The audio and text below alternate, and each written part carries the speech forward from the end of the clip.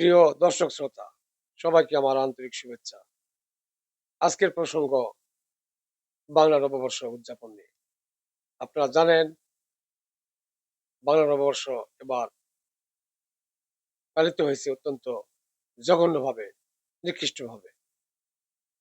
সেখানে আমাদের জননেত্রী শেখ হাসিনার মোটিভ তৈরি করা হয়েছে রাক্ষসী রূপে। এটা কোনো সভ্য জাতির কাজ নয়।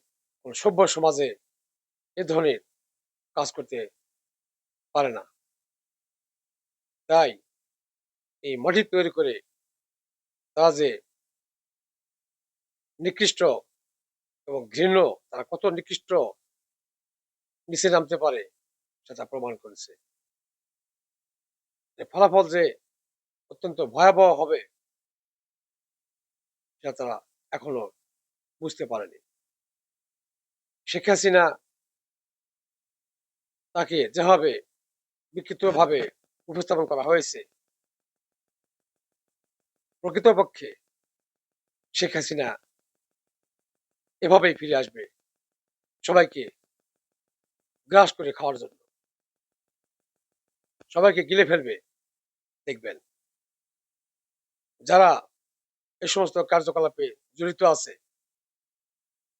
তাদেরকে রাক্ষসী হিসাবে এসে গিলে ফেলবে। এটা আমি বললাম, কারণ এত বাড়াবাড়ি ভালো নয়।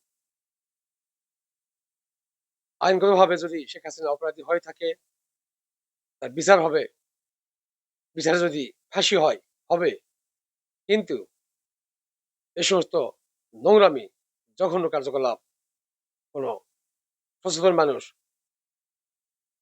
মেনে নিতে পারে না। যাই হোক, শুধু এটা নয়, আরো বহু কিছু তারা করে আসছে যেগুলো অত্যন্ত ঘৃণ্য এবং নোংরামি। ইতিমধ্যেই আওয়ামী লীগ সমবেত হতে শুরু করেছে।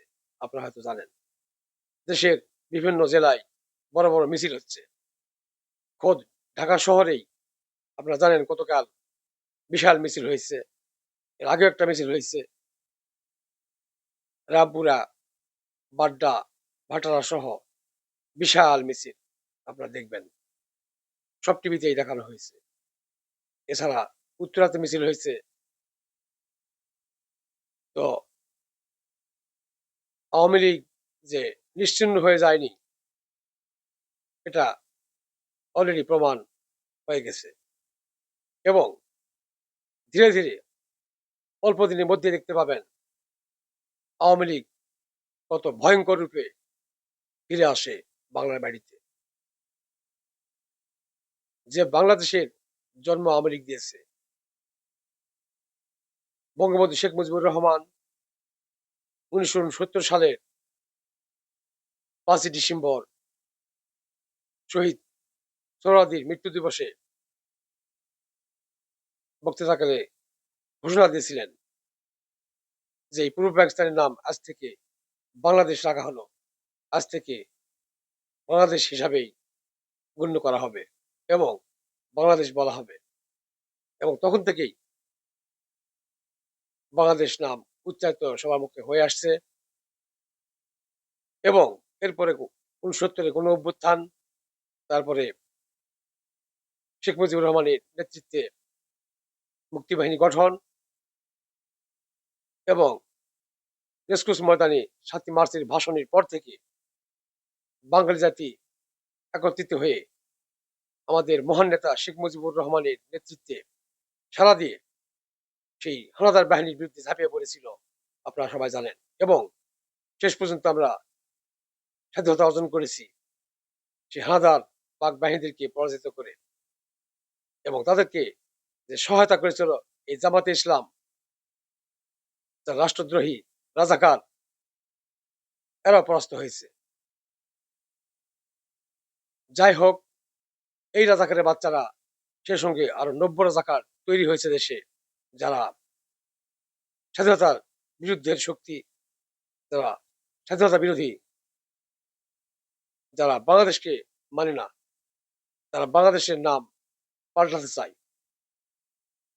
তারা কি নাম দিতে চায় বাংলাদেশে? জামাত ইসলাম না হিজবুল ইসলাম না এনসিপিস্তান? কি নাম তারা দিবে? তারা বড় বড় বুলি মারে বাংলার নাম পরিবর্তন করবে, সংবিধান পরিবর্তন করবে, আওয়ামী লীগকে নিশ্চিহ্ন করবে। আরে হারামখোরের বাচ্চারা, তোদের দিন ফুরিয়ে এসেছে। মনে রাখিস, এই তো দেখলাম নাহিদের মিটিং এ বক্তৃতা দিচ্ছিল। কয়জন লোক ছিল বাংলাদেশে সবাই জানে। এনসিপির কোন মিটিং আর কেউই আসে না, হাতে গোনা কয়েকজন ছাত্র। দেখে নিবেন, আমার কথা নয়, এটা বাংলাদেশের সব পত্রিকা টিভিতে দেখানো হয়েছে। নাহিদ বক্তৃতা দিচ্ছিল, তার সামনে কয়জন লোক ছিল দেখে নিবেন। এরা ধীরে ধীরে লেজুর গুটিয়ে গর্তে ঢুকে যাচ্ছে। এদের ডাকে আর কেউ সাড়া দিবে না। এদের বিচার একদিন করা হবে বাংলার মাটিতে। তারা ষড়যন্ত্র করে দেশে যে ক্ষতি করেছে, আর তারা বলে আওয়ামী লীগ, শেখ হাসিনা হাজার হাজার লোক হত্যা করেছে, আওয়ামী লীগকে নিষিদ্ধ করতে হবে, আওয়ামী লীগের রাজনীতি নিষিদ্ধ করতে হবে বাংলার বাড়িতে। আরে হারাম করে বাচ্চারা, যে জামাতে ইসলাম 30 লক্ষ লোককে হত্যা করে, 2 লক্ষ মা বোনদের নির্যাতিত করে, তারাও আজ বাংলা বাড়িতে রাজনীতি করে। যারা রাষ্ট্রদ্রোহী, যারা দেশের স্বাধীনতা চায়নি, যারা বাংলাদেশ চায়নি, আর সেই বাংলা বাড়িতে সেই রাজাকারের বাচ্চারা এখন রাজনীতি করে, আর তাদেরকে সমর্থন করে এই হারামখোর এনসিপির কুত্তারা, যারা এত অপরাধ করার পরেও এখনো বুক দাপিয়ে বুক ফুলে ঘুরে বেড়াচ্ছে বাংলা বাড়িতে। তাদের বিরুদ্ধে কোনো কথা নাই। আর যে দল দেশের স্বাধীনতা এনে দিয়েছে, আর যে দলের নেতৃত্বে আজ বাংলাদেশ উন্নয়নের চরম শিখরে পৌঁছে গেছে, সেখানে নেতৃত্বে আজ দেশ কোথায় গিয়েছে সবাই প্রশ্ন করুন, নিজেকে জিজ্ঞেস করুন, উত্তর খুঁজে পাবেন। আর সেই আওয়ামী লীগকে নিষিদ্ধ করার পায়তারা চলছে, স্লোগান চলছে। এত সহজ? আওয়ামী লীগের চুচড়েপুটি, আওয়ামী লীগ হলো বোয়াল মাছ। তোরা হলে সব চুচড়েপুটি বোয়াল মাছ, তোদেরকে গিলে ফেলবে আরাম করে বাচ্চারা। অপেক্ষা কর কয়েকদিন, আওয়ামী লীগ ফিরে আসছে ইনশাল্লাহ, নতুন রূপে, নতুন শক্তি নিয়ে বাংলার মাটিতে। শেখ হাসিনা আবার আসবে। তোরা তৈরি করেছিস মোটিভ, ওই মোটিভের রূপ নেই, রাক্ষসী হয়ে ডাইনি হয়ে ফিরে আসবে বাংলা বাড়িতে সবাইকে গ্রাস করার জন্য। যে সমস্ত হারাম করে বাচ্চারা আজ এ সমস্ত অপকর্ম করে বেড়াচ্ছে আর আওয়ামী লীগের দোষ দিচ্ছে, এই অভ্যুত্থান করতে গিয়ে তারা কিছু লোক হারিয়েছে, তার মানে তাদের ষড়যন্ত্রে তারা মারা পড়েছে। সেই সংখ্যাটা 800, 900, 1000 হতে পারে ম্যাক্সিমাম, তার বেশি তার কোন প্রমাণই নেই। আর এই এই আন্দোলন করতে গিয়ে তারা নিজেরাই তাদের ষড়যন্ত্রের জালে মারা পড়েছে। তারা আওয়ামী লীগকে দোষারোপ করে যে শেখ হাসিনা সব খুন করেছে, সে খুনি। নিজেরা নিজেদেরকে মেরে আজ আওয়ামী লীগকে দোষারোপ করা হচ্ছে। সব বেরিয়ে আসছে, সব বেরিয়ে পড়বে। দেরি কর কুত্তার বাচ্চারা। আর ইউনূস এই হারামখোর তাদেরকে সহায়তা করে, কারণ সে ক্ষমতা দীর্ঘায়িত করতে চায়, রাষ্ট্র ক্ষমতা ছাড়তে মন চায় না, এত ক্ষমতার লোক। তাই যে সমস্ত